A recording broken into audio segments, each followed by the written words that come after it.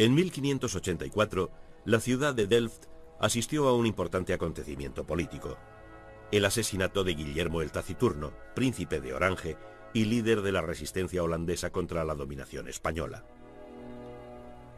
El deseo de independencia entre los partidarios de Guillermo permaneció fuerte. A los pocos años, las Provincias Unidas holandesas quedaron libres de la dominación española. La Holanda protestante entraba en una época dorada de libertad y bienestar, y los ciudadanos de Delft compartían esa prosperidad. Como otras ciudades holandesas de la época, Delft también era conocida por su actividad y comercio artísticos. Y en 1631, un hospedero local se convirtió en uno de los marchantes oficiales de arte. Se llamaba Reinier Janszoon. El año siguiente sería padre del artista más famoso de Delft, Jan Vermeer. Vermeer es uno de los artistas más misteriosos de la historia del arte. No tenemos ni idea de cómo era, y los detalles de su vida son muy escasos. Solo 3 docenas de cuadros se pueden atribuir con certeza a Vermeer, y su trabajo fue virtualmente desconocido hasta 2 siglos después de su muerte. Parece que tuvo una pintura clave, y la verdad es que la mayor parte de sus obras fueron a una colección particular. Por supuesto, su actividad no se limitaba a la pintura, sino que ejerció como marchante de arte y además tenía otros intereses en la ciudad. Por tanto, no está claro cuánto tiempo dedicaba a pintar. A su muerte, Vermeer dejó grandes deudas a su familia, pero sabía que sus cuadros iban a generar bastante dinero a los 30 o 40 años de su muerte. Durante los siglos XVIII y XIX, las obras de Vermeer se cotizaron, pero no alcanzaron precios muy altos. Su redescubrimiento se debe a una sola persona, Théophile Toré-Bürger. En 1866 escribió 2 artículos en la Gazette des Beaux-Arts de Francia dedicados a Vermeer. Consiguió identificar 2/3 de los Vermeer que conocemos hoy en día, un extraordinario trabajo de investigación porque no tenía ningún libro de referencia y no existía nada sobre Vermeer. Fue a colecciones europeas, a los archivos, y formó el mejor cuerpo de conocimiento sobre Vermeer hasta hoy. Y tras su publicación, comenzó el culto a Vermeer que llegó a alcanzar cifras astronómicas. Jan Vermeer fue bautizado aquí en la Nieuwe Kerk de Delft el 31 de octubre de 1632. No sabemos nada de su infancia ni de cuándo comenzó a pintar. Curiosamente, la siguiente evidencia documental relativa a su vida se refiere a su matrimonio en 1653. No sabemos mucho sobre los comienzos de la carrera de Vermeer, desde el momento de su nacimiento hasta la década de 1650, cuando están fechadas sus primeras pinturas. Sabemos cuándo nació, cuándo se casó y cuándo murió. Aparte de eso, hay muy pocas referencias. Era hijo de un marchante de arte. Está claro que vivió rodeado por el arte toda su vida. También tenía cierta reputación como especialista o experto en arte italiano. De las pocas veces que salió de Delft, una fue en 1670 cuando fue a La Haya para juzgar como experto en una disputa sobre la autenticidad de unas pinturas italianas. Puede que hubiera estudiado con el artista de Delft, Karel Fabricius. En 1653, Jan Vermeer se casó con la acaudalada Catharina Bolnes, a pesar de la oposición de su suegra. Ese mismo año llegaría a ser miembro del gremio de pintores de San Lucas, como lo fuera su padre antes que él. En 1654, un desastre conmovió la ciudad donde Vermeer acababa de comenzar su carrera como adulto. El polvorín de Delft estalló, afectando a una extensa área de la ciudad. Entre las víctimas se encontraba un artista muy conocido, Karel Fabricius. Algunos años más tarde se comentó que la carrera de Vermeer fue como un ave fénix que surgió de las cenizas que habían acabado con Fabricius.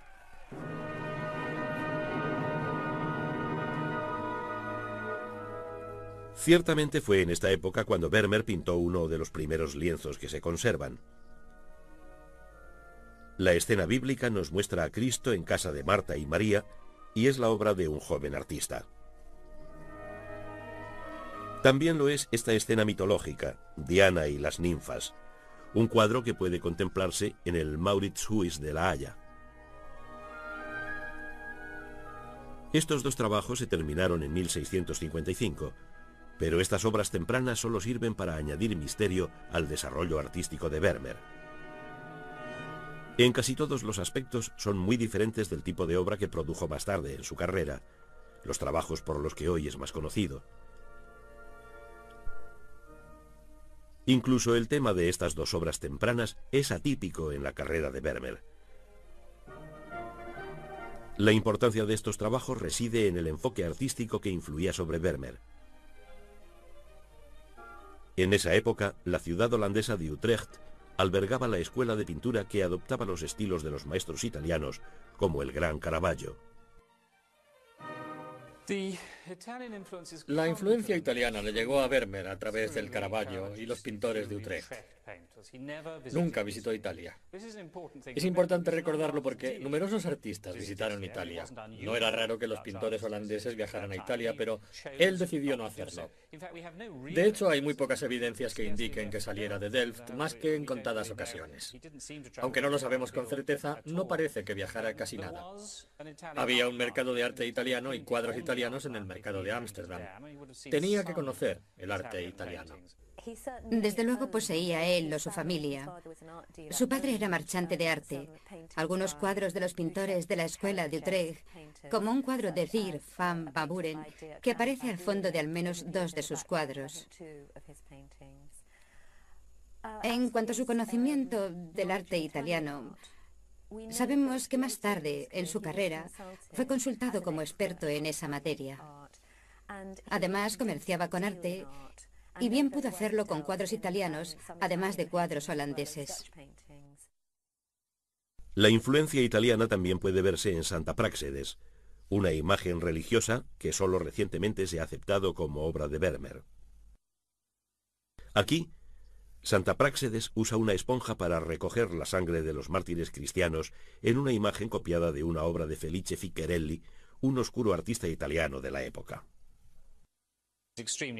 Es sumamente interesante el hecho de que Vermeer fuera católico. Un católico que trabajaba en Delft, una sociedad esencialmente protestante. Hay muy pocas referencias a este hecho, excepto en la extraordinaria pintura de la Alegoría de la Fe del Metropolitan, en la que parece que quizá trabajaba para un jesuita local. Desde luego es una imagen profundamente católica. Y es precisamente en esa Alegoría de la Fe cuando se acerca más al barroco internacional. Debemos recordar que había muchos católicos en la República Holandesa en el siglo XVII, aunque pensemos en la República Holandesa como una sociedad calvinista, con las normas creadas por la Iglesia de la Reforma. Y sin embargo, había muchísimos católicos, y más en la ciudad de Utrecht, con la cual creemos que Vermeer tuvo al menos cierto contacto. Sabemos que se casó con una mujer católica y parece que fue en esa época, cuando se casó, cuando se convirtió al catolicismo. La razón de que no pintara más motivos católicos es que no había demanda para esos temas. Las iglesias del norte de Holanda se habían visto despojadas de sus altares y retablos. Los cuadros de tema religioso no eran demandados como en el sur de Holanda o en el resto de la Europa católica. Nadie encargaba esos cuadros. La única excepción es la Alegoría de la Fe, y no sabemos con certeza para quién fue pintada, pero parece que hay cierta conexión con un jesuita de Delft. En 1656, Vermeer pintó La Alcahueta, su único cuadro firmado y fechado con autenticidad.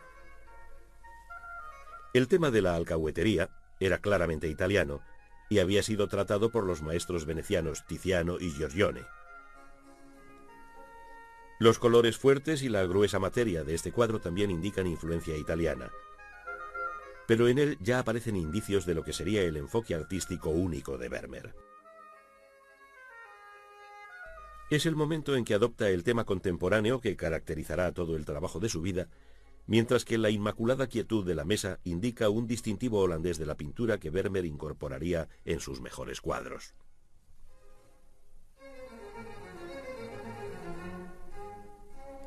Este es La Lechera.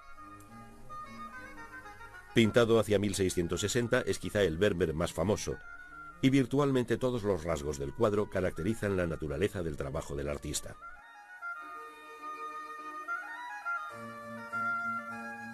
En primer lugar, es un lienzo. En esa época muchos artistas pintaban en paneles de madera, pero durante prácticamente toda su carrera, Vermeer escogió el lienzo como la superficie para su pintura.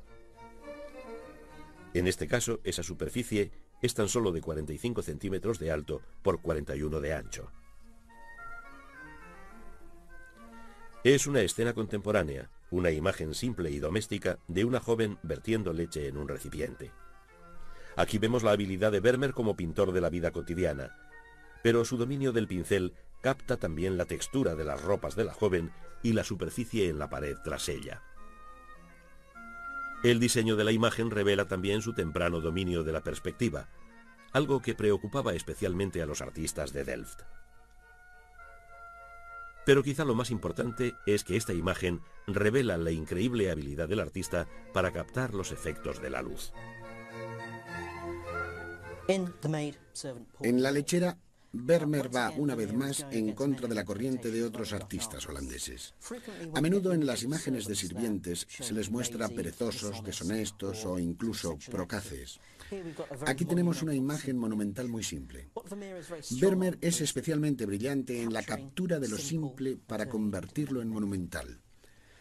Tenemos a esta sirvienta vertiendo leche en un interior bien iluminado en el que la luz llega de la izquierda.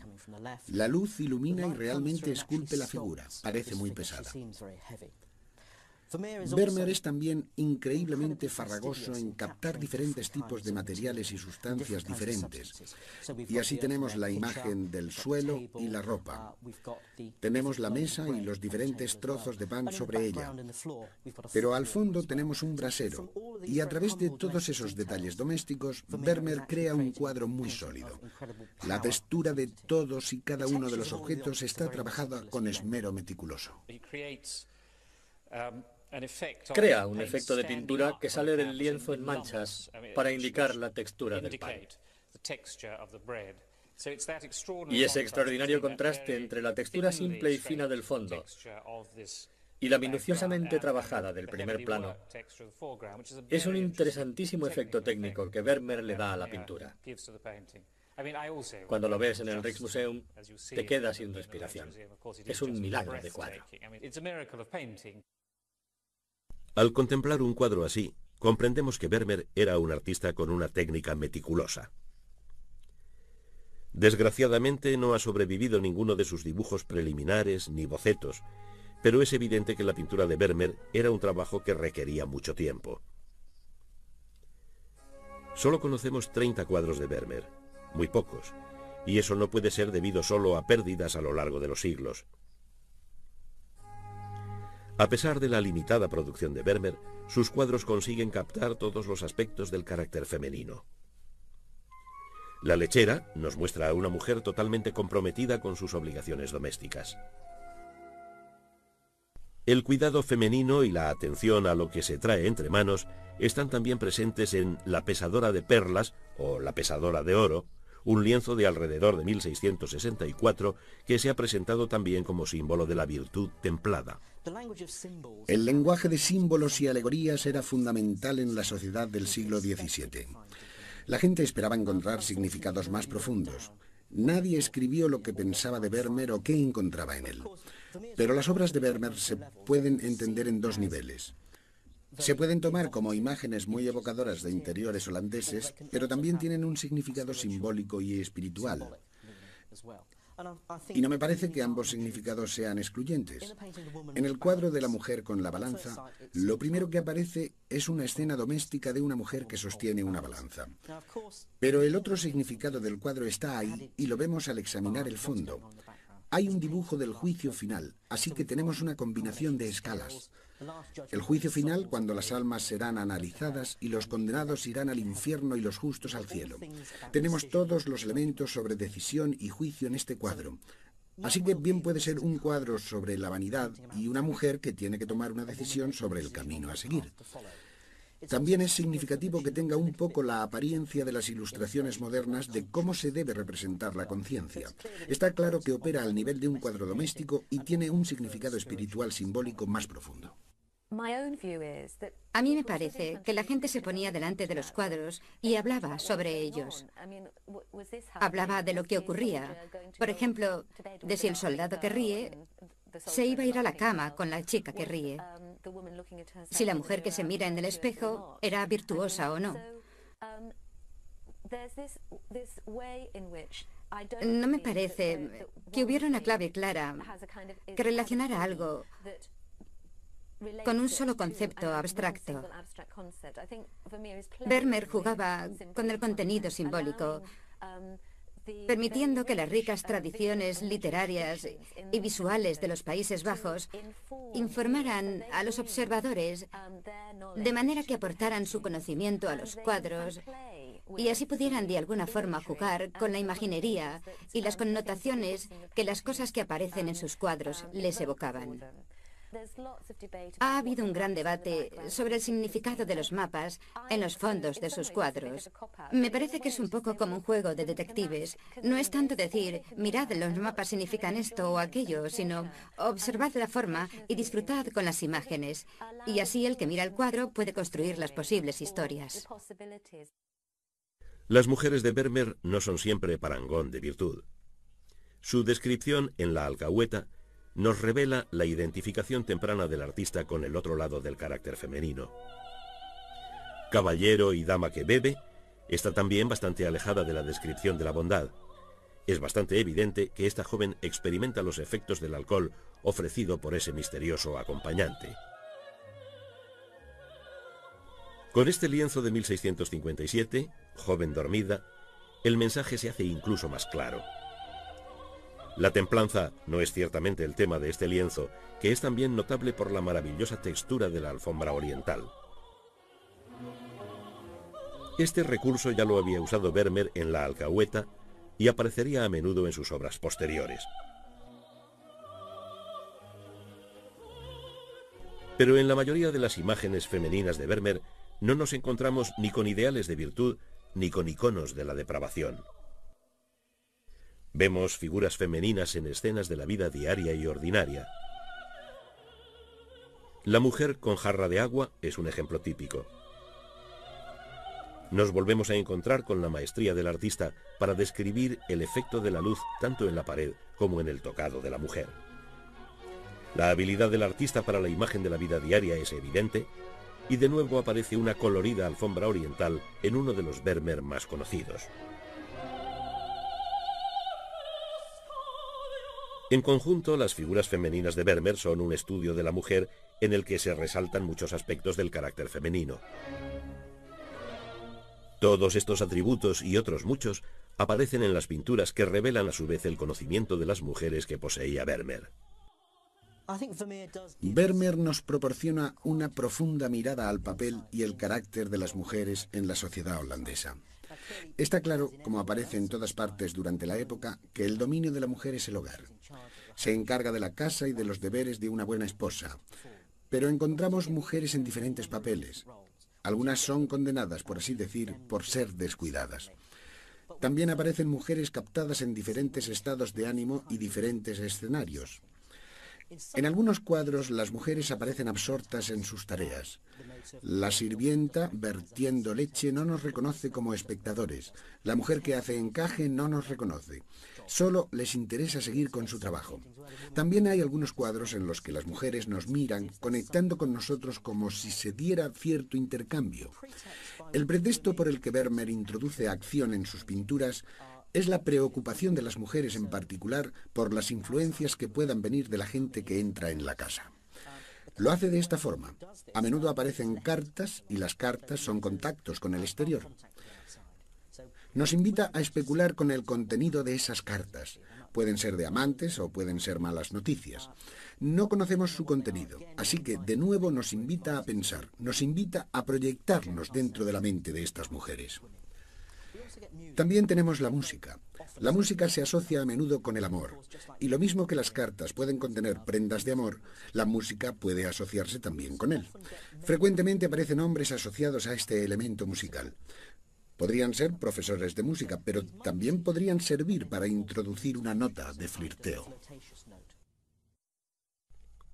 Muchas de las más bellas imágenes femeninas de Vermeer tienen un fuerte sentido de silencio y son casi estudios de la naturaleza. Esta calma, la sensación de meditación, pueden detectarse también en los lienzos de Vermeer sobre mujeres con instrumentos musicales. Pocos artistas a lo largo de la historia han manejado la luz con la genialidad de Jan Vermeer. Tiene una forma muy sutil de pintar la luz. Ahora sabemos que esa fue una de las preocupaciones de algunos artistas que trabajaban en Delft.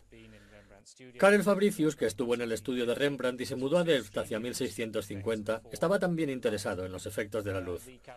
Los mismos caravallistas, a quienes Vermeer, por supuesto, había estudiado, estaban interesados lo mismo que el propio Caravaggio en la luz y la oscuridad, la sombra y los efectos de la luz.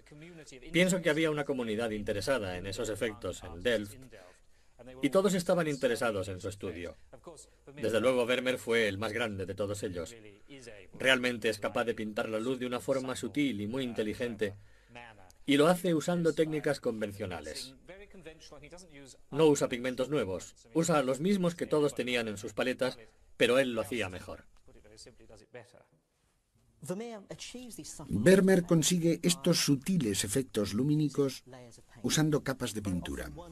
Muy a menudo una capa se muestra a través de otra, proporcionando ese vibrante efecto de transparencia. No existen contornos fuertes. En la obra de Vermeer, las figuras están modeladas con sutileza o ligeramente perfiladas. También se ha sugerido que utilizaba la cámara oscura, uno de los primeros dispositivos ópticos. Consistía en una lente y un espejo. La imagen atravesaba la lente y se reflejaba en el espejo, generando una imagen menor que el original e invertida. Se ha sugerido que Vermeer la usaba para poder plasmar sus arreglos especulares. En mi opinión, está muy claro que en algunas de las pinturas de Vermeer se sugiere el uso de la cámara oscura porque tenemos los detalles de colores muy intensos. Cuando una imagen se comprime a través de la cámara oscura, cada color se vuelve más intenso. También obtenemos efectos por los que el primer plano aparece más grande y podemos observar en el cuadro del soldado y la mujer riendo la enorme figura del soldado sentado en primer plano. También obtenemos destellos de luz porque la cámara oscura, cuando refleja algo pequeño o pulido, produce esos haces de luz. Ese es otro elemento muy característico de la obra de Vermeer, esos pequeños elementos resaltados de luz densamente empastados. El gusto de Vermeer por los instrumentos musicales se refleja en muchos de sus trabajos más conocidos. En esta pintura, el colorido cálido y detallista del cello se complementa con una hábil descripción del teclado conocido como virginal. Hay un sentido matemático del orden que influencia la disposición del espacio físico. Esto no sorprende, ya que los artistas de Delft tenían un gran interés en las técnicas de la perspectiva. Vermeer acogió esta tradición con verdadera pasión. La técnica de Vermeer era notable. Incorpora en repetidas ocasiones el suelo ajedrezado para acentuar la sensación de espacio dentro del lienzo. Podemos verlo en una de sus últimas obras, La Carta de Amor, de 1669. Es la mujer la que proporciona un elemento de intriga narrativa de naturaleza humana. El intercambio de miradas entre la señora de la casa y su sirvienta invitan al observador a imaginar el contenido de la carta. Pero desde un punto de vista artístico, el lienzo es un triunfo de la perspectiva, con la cortina abierta que da paso a un mundo tridimensional en el que cada objeto contribuye al efecto final. Resultaron muy interesantes las exposiciones de Washington y La Haya, y hubo un simposio en el que pudimos discutir estas cuestiones. Uno de los restauradores de La Haya, en su ponencia, señaló que el punto de fuga en varios cuadros de Vermeer es tal que debió usar un clavo y clavarlo realmente en el lienzo. Después, ató cuerdas realmente al clavo para tener las líneas de perspectiva correctas. Esta es la forma más simple y sin duda algo burda de conseguir la perspectiva. Si utiliza ese sistema, las posibilidades de que hubiera leído tratados latinos sobre la naturaleza de la óptica me parecen bastante remotas. Aunque aún queda mucho que estudiar sobre su técnica. No es que sea sumamente complicada, ni utiliza pigmentos muy extraños. Ni siquiera los combina de forma novedosa. Y los métodos que emplea para lograr la perspectiva son muy simples, pero consigue efectos extraordinarios. A través de los años, muchos observadores han ponderado la historia que se desarrolla aquí. Muchos piensan que el artista sugiere sutilmente que la aparente preocupación de la mujer es infundada, porque tras ella, en la pared, hay un cuadro de una serena marina que se dice representa el triunfo del amor. Sea cual fuere nuestra opinión al respecto, las obras de Vermeer son famosas por los cuadros dentro de los cuadros, y es muy improbable que la elección del tema fuera casual.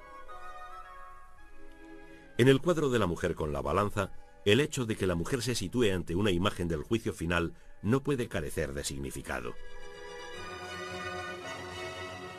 Hay un contraste entre el mundo físico y material de los metales preciosos y las joyas y el mundo eterno y espiritual. En esta obra madura aparece una mujer tocando el virginal.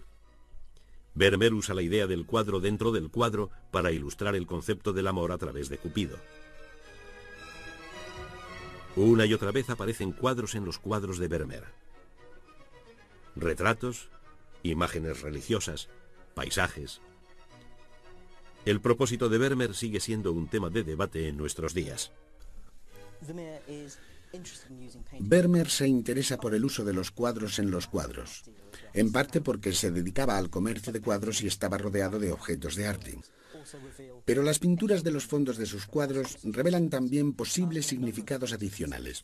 En algunas pinturas aparece Cupido con un naipe.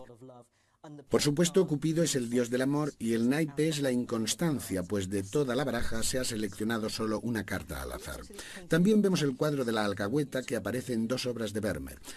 Aparece en el concierto en el que están un hombre y dos mujeres.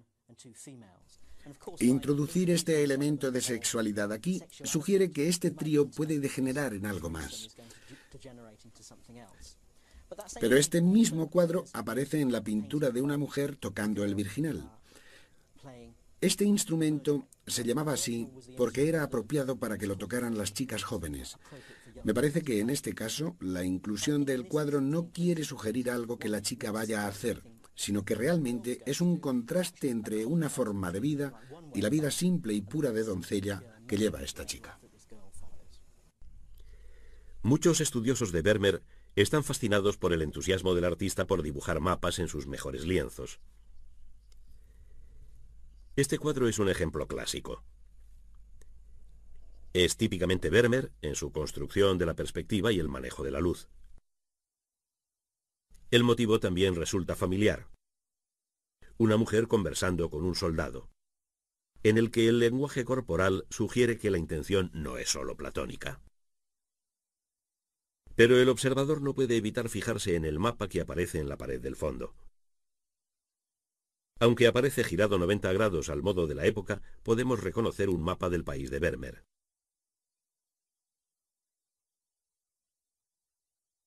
Podría haber una intención simbólica tras la inclusión de este mapa de Holanda, como puede haberla siempre que Vermeer decide incorporar la geografía en sus lienzos.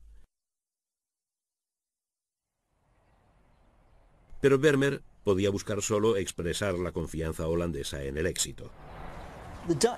Los holandeses tienen fama de ser buenos cartógrafos.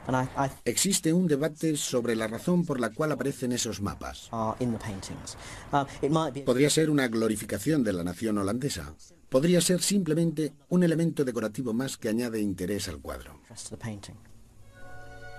En el siglo XVII, Holanda era una nación próspera, quizá la más rica del mundo en ese momento, y su crecimiento se basaba en el comercio internacional. No sorprende que la cartografía fuera una profesión importante. Y en uno de los pocos cuadros en los que aparece un hombre solo, el artista capta el alto rango del geógrafo. Es una escena de ciencia, de la edad de la razón y la medida, una imagen en la que se muestra al hombre como el amo del planeta. Ese sentido reverencial por la ciencia se puede ver también en El astrónomo, un lienzo que suele asociarse con el geógrafo. Esta es otra imagen confiada del tiempo de Vermeer, una escena sutilmente iluminada en la que la relación entre la humanidad y la Tierra se pone de manifiesto. El conocimiento es la clave de esa relación y aquí se representa visualmente en los textos sobre la mesa. Es posible que la figura que aquí aparece sea un científico real. En realidad puede no ser otro que Antony van Leeuwenhoek, el inventor del microscopio. Sabemos que Vermeer y van Leeuwenhoek se conocieron. Tras la muerte del artista, el científico se responsabilizó de los asuntos financieros de Vermeer, una tarea que podía volverse bastante complicada. Quizá nunca sabremos el grado de amistad entre Jan Vermeer y Antony van Leeuwenhoek, y lo mismo se aplica a su relación con sus colegas artistas. Pero Vermeer era conocido entre los mejores artistas de su época. En la cima de su carrera, la ciudad de Delft era un gran centro de creatividad artística. Y otros artistas activos en Delft eran Jan Steen, pintor de algunas de las escenas de género más deliciosas de la historia, y Pieter de Hoogh, el único pintor que se aproximó a la maestría de Vermeer en las escenas de interiores. Fue un periodo fértil de actividad artística y artistas como de Hoogh solían escoger pintar la ciudad que formaba el centro de esta edad de oro del arte.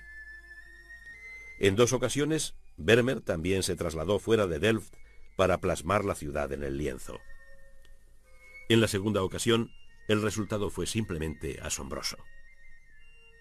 El incomparable maestro de las escenas interiores creó un paisaje considerado por muchos como el mejor jamás creado. Pero la primera expedición artística al exterior fue también importante. Esta puede ser la imagen de la casa del propio Vermeer hacia finales de la década de 1650, y nos proporciona al menos una clave visual de la vida del artista en ese tiempo, aunque la residencia real que aparece en este cuadro es en cierto modo irrelevante. Si los interiores de Vermeer son notables por su tratamiento de la luz, aquí son el color y la textura los que asumen el protagonismo, especialmente en el muro de ladrillo y las contraventanas de madera. Aunque sea una escena de paisaje urbano, Vermeer no elimina el elemento humano del lienzo. Los individuos que aparecen realizando sus labores tienen también su papel en la escena. Herengracht, la callejuela, el cuadro del Rijksmuseum, es desde luego uno de los más sobresalientes trabajos mágicos de Vermeer. Lo extraordinario de él es el modo en que parece y es aleatorio. Se ha descrito a menudo como fotográfico, aunque esta descripción es desde luego de finales del siglo XIX. Es porque toma aparentemente una escena callejera aleatoria, que puede muy bien ser la casa real de Vermeer en Delft. Quizá lo que se veía desde la ventana de su estudio en la calle de atrás. Las figuras que aparecen son como notas de color. Podemos verlas casi abstractas, y no creo que uno se pueda poner a especular sobre lo que hacen, pero una vez más los veo como a la lechera. Me refiero a que es lo cotidiano elevado a un nivel extraordinario de poesía. Eso es lo que Vermeer consigue. Todo en él los eleva al nivel del heroísmo. Es un monumento a la poesía de lo cotidiano y eso es lo que ves muy claramente en la pequeña calle. Pueden verse también pequeñas figuras en la segunda y magistral escena exterior de Vermeer. Vista de Delft de 1661. Una obra inusualmente grande. Este cuadro mide más de 1 metro cuadrado y ha inspirado a los grandes paisajistas. Muestra la ciudad de Delft a la caída de la tarde, cuando el sol y las nubes pugnan por la supremacía en el cielo lechoso de Holanda. Los elementos humanos no se dejan atrás. En primer plano vemos a algunos ciudadanos comentando los sucesos del día. Esta es una de las características que convierten esta obra en una pieza maestra. Vermeer pinta un día real con gente de verdad. Aunque los artistas holandeses de la época consiguieron cientos de paisajes llenos de indudable talento y técnica, la espontaneidad y humanidad de Vermeer elevan este paisaje por encima de todos los demás. Al pintar su propia ciudad, Vermeer se sitúa en cierto sentido como un artista entre los suyos, pero escoge una vista que, en cierto sentido, representa los Países Bajos como un todo. La pintura se divide entre una cierta porción de tierra a la orilla del río, algo que no es nada, salvo por algunas personas. Luego el agua es como un espejo que refleja los edificios y las nubes. Y el agua es algo nuclear en la experiencia holandesa. El control sobre el agua. El poder del agua, sus cualidades visuales. Y la metáfora del espejo, que fue muy importante en la cultura visual holandesa y se remonta hasta Van Eyck. Luego están los edificios de la ciudad y los edificios monumentales tan familiares.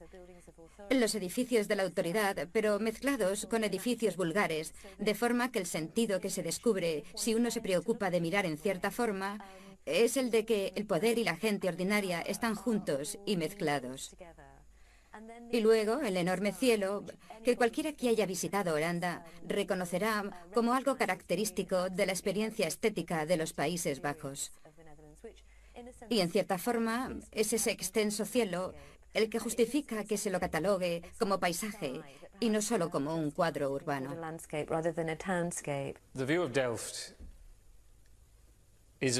La vista de Delft es, a mi parecer, un cuadro sobre el que es muy difícil hablar porque es una de las obras maestras del arte occidental.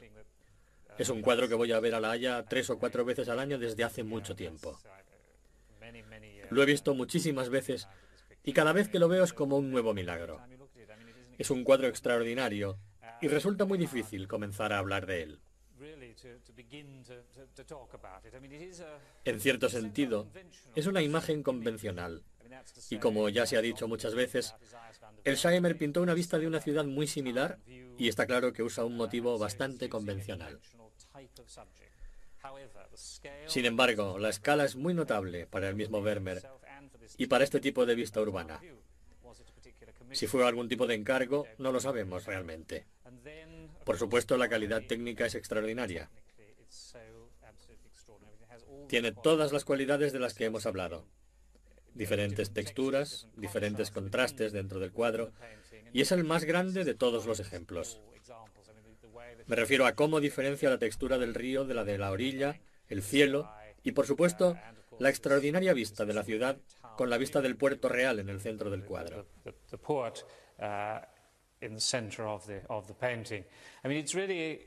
Es como realmente es, y lo he visto hace poco en el estudio de la Casa Marix mientras lo limpiaban, y uno se asombra aún más desde que lo limpiaron.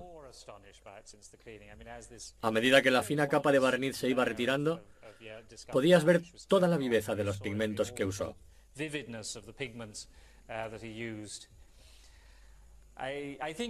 Creo que para mí, y para cualquiera, este cuadro evoca sentimientos muy personales.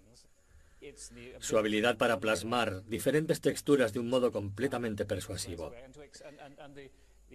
Y la perspectiva aérea, que no es una perspectiva matemática complicada, sino que indica la recesión a través de la tonalidad por el uso del color. Me refiero a cómo aparece la profundidad. Es un cuadro que merece ser revisado una y otra vez. Siempre sacas la impresión del gran milagro que es este cuadro. No sabemos por qué Vermeer no volvió al arte del paisaje, aunque solo tenía 30 años cuando terminó la vista de Delft. En su lugar, retomó sus famosas escenas de interiores en las que podía expresar su mirada psicológica del personaje femenino. Tristemente, como Rembrandt, el valor de la obra de Vermeer solo se vería apreciado por la posteridad. Y está claro que tuvo dificultades económicas, lo mismo que Rembrandt. Al contrario que Rembrandt, Vermeer consiguió evitar la bancarrota durante su vida, pero no se vio libre de serias dificultades económicas. La lentitud de sus ventas retrasó sus ingresos y sus 11 hijos seguramente fueron una pesada carga económica para un artista que parece que tuvo serias dificultades para poder vender su obra, a pesar del hecho de que era una figura conocida en Delft. Algunos estudiosos de Vermeer sugieren que este cuadro de 1667 refleja las dificultades económicas de la familia en ese tiempo. ¿Podría ser que Catalina recibiera malas noticias financieras de su doncella? No conseguiremos saberlo. Lo que sabemos es que a su muerte, en 1675, su viuda tuvo que afrontar serias dificultades económicas. Como otros muchos grandes artistas, sin embargo, Vermeer no permitió que sus problemas económicos interfirieran en su trabajo. Siguió pintando sus genuinos y peculiares interiores casi hasta el final de su vida. Pero sus obras finales incluyen dos cuadros sutilmente diferentes. Este es El taller del pintor, otro lienzo inusualmente grande. La inclusión del artista dándonos la espalda es también atípica.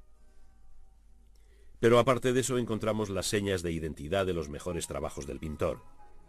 El mapa, la textura de la tela, el suelo ajedrezado, la quietud del candelabro y la intensidad de la luz. Además, el dominio de la perspectiva del artista se ve reforzado por la cortina retirada. Una vez más, una imagen de Vermeer nos deja con una sensación de admiración, pero también de misterio. ¿Ese que trabaja es el mismo Vermeer? Si así fuera, sería nuestra única imagen suya. El taller del pintor es una de las dos alegorías que pintó Vermeer. Una alegoría es el relato de una historia en otra historia. Así que lo más probable es que sea una alegoría de la pintura. Vemos al artista sentado ante el caballete mirando a una figura femenina. Es la figura femenina de Clio, la musa de la historia. Podemos afirmarlo porque lleva una corona de laurel, tiene un libro de historia griega de Tucídides en la mano y también tiene una trompeta, la trompeta de la fama. El artista sentado en su estudio no va vestido con las ropas usuales en la Holanda del siglo XVII. Su atuendo es curioso, como de 200 o 300 años antes. Así que, aunque pueda tratarse de Vermeer, no se nos invita a pensar que realmente sea él, sino el arte de la pintura. Y la razón de que Clio esté ahí no es que la historia sea lo mejor, sino que representa la fama y la gloria y lo que puede conseguir un artista practicando su arte. En este cuadro usa un lenguaje alegórico diferente del discurso que utiliza cuando representa sus interiores domésticos. Aunque por supuesto hay elementos en la pintura que son muy familiares, como las baldosas blancas y negras en el suelo, o las maderas del techo, el taburete en el que está sentado, el caballete y la luz. La forma en que la luz ilumina desde la izquierda, como en tantos de sus cuadros. Es una alegoría colocada en un lugar reconocible, como su estudio, o una habitación de su casa. La figura es una figura alegórica de la figura a la que pinta. Se trata de Clio, y sabemos que no es un tema que él pinte ni que trate normalmente en sus obras. En ese sentido es una alegoría de la pintura. Es un pintor que representa a la musa de la historia. La gran tarea de cualquier pintor es retratar temas de la historia, y por lo tanto representa la pintura. La muerte de Jan Vermeer fue tan misteriosa como su vida. Murió el 13 de diciembre de 1675 a los 42 años, pero se desconoce la causa de su muerte. Todo lo que sabemos es que tras su entierro en la Oudekerk de Delft, su viuda se quedó con 11 hijos, sin ingresos y con deudas que la atormentaron hasta su muerte 12 años más tarde. El último año de su vida, Vermeer pintó la que probablemente sea su última obra, la alegoría de la fe. Muchos de los rasgos favoritos del artista pueden observarse claramente, Pero por primera vez desde sus comienzos, hacía más de 20 años, Vermeer escoge representar una indudable imagen religiosa. Sigue siendo una de sus obras más discutidas en nuestros días. Hay una figura en el centro, una figura femenina que es la fe, y podemos ver en la mesa a su lado un libro, las Escrituras. Hay un crucifijo y un cáliz. Todos son referencias a los sacramentos y, de nuevo, son poderosos argumentos de que es una imagen católica, es la fe católica. En el suelo frente a ella hay una manzana, la manzana que Eva le dio a Adán. El pecado original frente a ella y una serpiente con la cabeza aplastada. De su boca mana sangre. Se podría decir que es el antídoto contra el pecado, es el pecado aplastado. Todos aparecen como símbolos individuales. Es difícil concebirlo como un cuadro sagrado, sino como una acumulación de símbolos. Y no sabemos por qué fue pintado. No sigue las pautas habituales que asociamos con Vermeer. Es un cuadro que ha suscitado mucho interés porque podemos, en cierto modo, descifrar su sentido simbólico. Podemos referirnos particularmente al libro de un italiano llamado Cesare Ripa, La iconología, que es un libro de referencias de símbolos o emblemas en el que se explica que un globo puede significar algo y lo mismo una serpiente. Lo que aparece puede significar algo más, así que puedes descubrir el significado simbólico del cuadro y eso proporciona a la gente algo sobre lo que comentar, además del mero aspecto formal. Pero es un cuadro más retórico y dramático, y en ese sentido me parece menos logrado. Los más entendidos encontrarán aquí escenas cotidianas. Obviamente trata de la importancia de la fe, y la figura femenina es claramente una alegoría de la fe. Como digo, eso daría base a la idea de ver a las mujeres de Vermeer no como mujeres reales, sino como personas ideales o figuras que sugieren más ideas.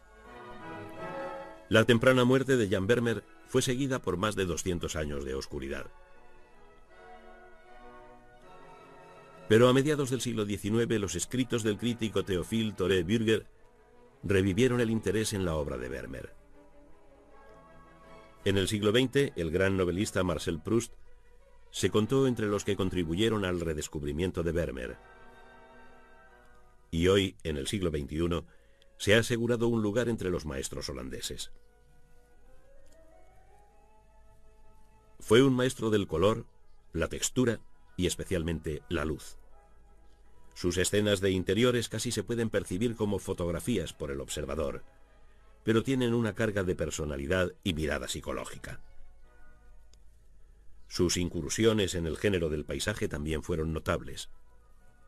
Quizá ningún otro artista a lo largo de la historia ha asentado su genio tan triunfalmente en una obra tan limitada. Y los misterios que envuelven su vida solo añaden interés a la historia de Jan Vermeer.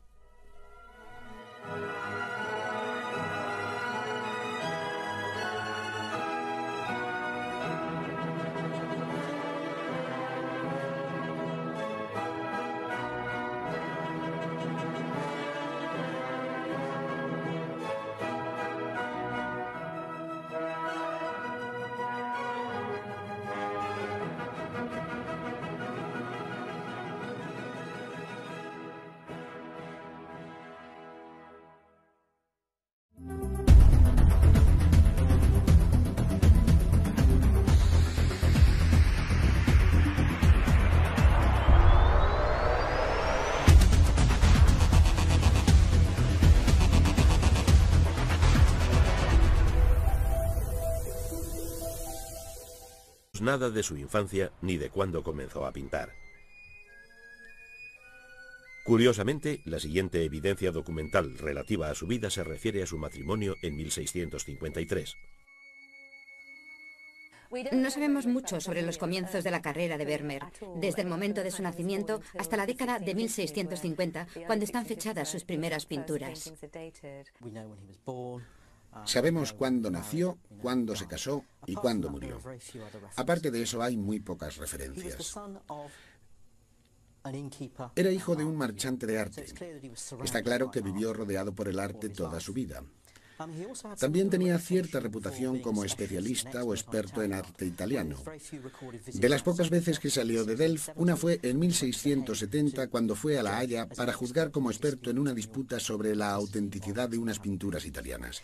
Puede que hubiera estudiado con el artista de Delft, Karel Fabricius. En 1653, Jan Vermeer se casó con la acaudalada Catarina Bolnes, a pesar de la oposición de su suegra. Ese mismo año llegaría a ser miembro del gremio de pintores de San Lucas, como lo fuera su padre antes que él. En 1654, un desastre conmovió la ciudad donde Vermeer acababa de comenzar su carrera como adulto. El polvorín de Delft estalló, afectando a una extensa área de la ciudad. Parece que tuvo una pintura clave, y la verdad es que la mayor parte de sus obras fueron a una colección particular.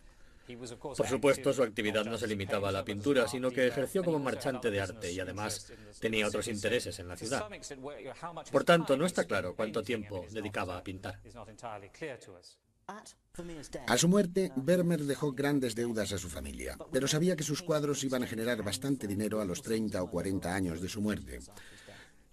Durante los siglos XVIII y XIX, las obras de Vermeer se cotizaron, pero no alcanzaron precios muy altos.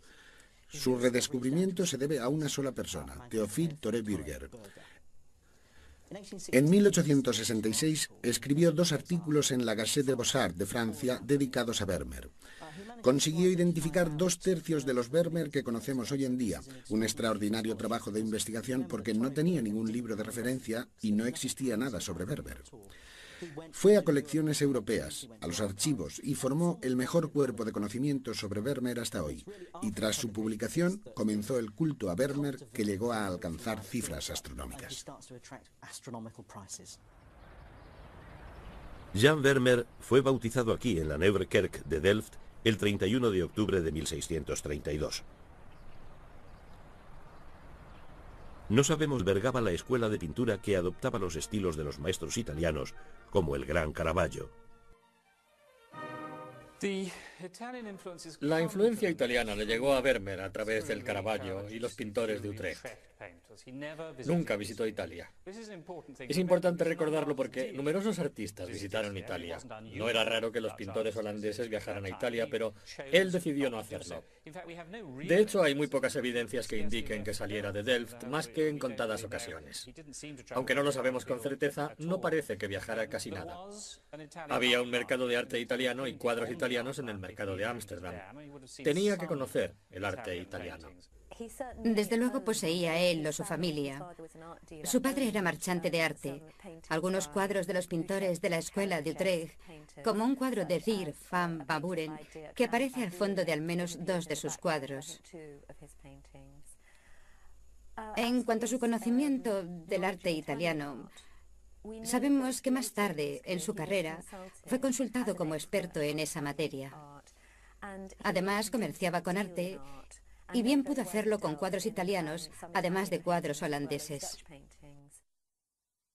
La influencia italiana también puede verse en Santa Práxedes, una imagen religiosa que solo recientemente se ha aceptado como obra de Vermeer. Aquí, entre las víctimas se encontraba un artista muy conocido, Karel Fabricius. Algunos años más tarde se comentó que la carrera de Vermeer fue como un ave fénix que surgió de las cenizas que habían acabado con Fabricius.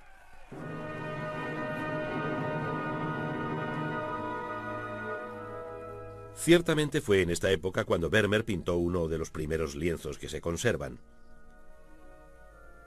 La escena bíblica nos muestra a Cristo en casa de Marta y María y es la obra de un joven artista. También lo es esta escena mitológica, Diana y las ninfas, un cuadro que puede contemplarse en el Mauritshuis de La Haya.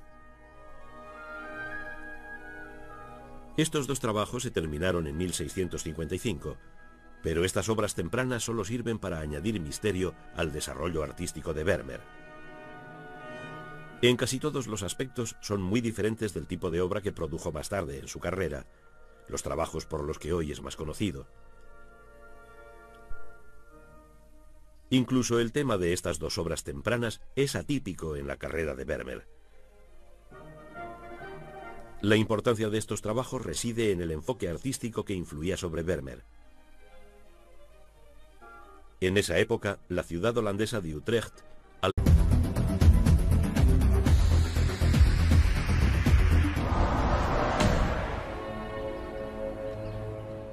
En 1584, la ciudad de Delft asistió a un importante acontecimiento político: el asesinato de Guillermo el Taciturno, príncipe de Orange y líder de la resistencia holandesa contra la dominación española. El deseo de independencia entre los partidarios de Guillermo permaneció fuerte. A los pocos años, las Provincias Unidas holandesas quedaron libres de la dominación española. La Holanda protestante entraba en una época dorada de libertad y bienestar, y los ciudadanos de Delft compartían esa prosperidad. Como otras ciudades holandesas de la época, Delft también era conocida por su actividad y comercio artísticos. Y en 1631, un hospedero local se convirtió en uno de los marchantes oficiales de arte. Se llamaba Reinier Janszoon. El año siguiente sería padre del artista más famoso de Delft, Jan Vermeer. Vermeer es uno de los artistas más misteriosos de la historia del arte. No tenemos ni idea de cómo era, y los detalles de su vida son muy escasos. Solo 3 docenas de cuadros se pueden atribuir con certeza a Vermeer, y su trabajo fue virtualmente desconocido hasta 2 siglos después de su muerte.